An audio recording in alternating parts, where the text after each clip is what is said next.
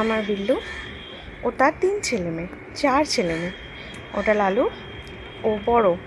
এর আগে যখন হয়েছিল তখনও, এখন যখন হয়েছে তখন ওর আরেকটা বাচ্চা ছিল, কিন্তু সেটা কোথায় গেছে আমি জানি না। মানে আমি ওখানে খোঁজার চেষ্টা করেছি, কিন্তু আমি খুঁজে পাইনি। এখন বিল্লু বিল্লু কী করে, এখন ওর অনেকটা বড় হয়ে গেছে। বিল্লু ওদেরকে একটুখানি দুধ খাওয়ায়, তারপরে এরকম পালিয়ে যায়। আমি জানি না এটা কেন করে, কিন্তু আমার মনে হয় যে ও খুব বিরক্ত হয়ে যায়। কেন, এই বাচ্চাগুলো নো ডাউট অনেক বিরক্ত করে। এটাও ছেলে, এটা হলো গবলু, এটা মেয়ে, এটা স্নো, ওটা টম, ও ছেলে। আর ওপরে বসে আছে। ও কিছুতেই 2 থেকে 3 মিনিটের বেশি দুধ খাওয়াবে না, গা চেটে দেবে না।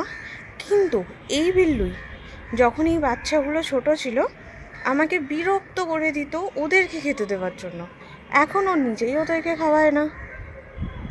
হবে হয়তো বেড়ালের এটাই নেচার, আমার জানা নেই।